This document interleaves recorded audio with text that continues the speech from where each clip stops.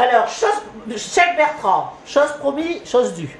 On va faire la recette. Alors, qu'est-ce que vous nous avez préparé? Alors, on va faire une profiterole avec de la crème chantilly, naturellement, vu qu'on l'a dit. C'est indispensable. Indispensable. On peut raconter un petit peu l'histoire de la chantilly?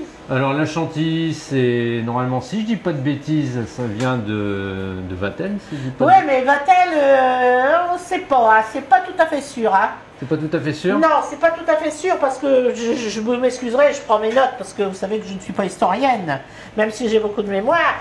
C'est mythe ou réalité parce que Vatel, étant donné qu'il n'a pas réussi à préparer le repas, il a dû... C'est ça, voilà. Alors en 1775, le prince de Condé faut construire le hameau de Chantilly. Le hameau de Chantilly. Voilà, ça c'est très important. Et puis, parce qu'il veut un retour à la vie saine. Vous voyez, la vie est un éternel recommencement. Un retour à la vie saine avec des jardins, avec des élevages, de la volaille et tout ce qui s'ensuit pour manger sainement.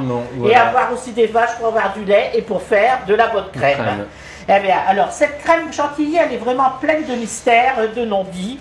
Et puis, à Chantilly, il a fallu attendre 1784, Bertrand, pour que la baronne Marie Féodorova, oh là là, je te conseille d'aller regarder ton histoire, déclare n'avoir jamais mangé une aussi bonne crème. Ben voilà, est née la chantilly et ça fait 200 ans. 200 ans qu'on mange de la chantilly. Et la tienne, je pense qu'elle doit être délicieuse. Hein. Elle sera très très bonne. Alors, qu'est-ce qu'il nous faut pour faire de la chantilly? Alors là, on a un chou qui est fait par notre pâtissier chocolatier Brice Connaisson.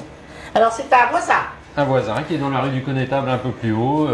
Excellent chocolatier pâtissier qui fait nos choux. Ça c'est bien parce que on est cuisinier mais on n'est pas forcément pâtissier. Voilà. Et faire un échange, un partage comme ça avec d'autres artisans, chapeau. Voilà, très bien.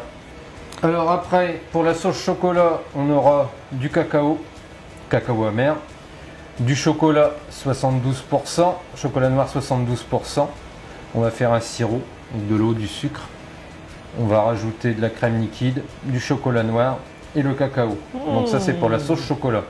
Et là c'est quoi? C'est des petites amandes grillées? Et ça sera des petites amandes grillées pour avoir un peu de croquant. Voilà, avoir un petit peu de croquant sur le chou. Et là il y a un ingrédient indispensable à la chantilly. Le sucre glace naturellement. De la vanille. Une gousse de vanille. Qu'on va gratter, on récupère à l'intérieur et qu'on mettra une fois que la crème sera montée. Et après, tout simplement, sauce chocolat. Là, on peut ajouter de la glace vanille si l'on veut. Et bien sûr, la fameuse crème. La fameuse crème. Alors, voilà. Cet instrument est un fouet, bien sûr. Un fouet, bien sûr. Bon, pour fouetter la chantilly. Et aussi, cette crème dans un cul de poule. C'est comme ça que ça s'appelle. Un cul de poule. Et on a la crème. Alors, ce cul de poule, il doit être bien glacé. Bien glacé, la crème bien froide. Bien froide, parce que si c'est vraiment indispensable, pas de fraîcheur, voilà, ça donnera la crème chantilly, on aura du mal à monter, tout simplement.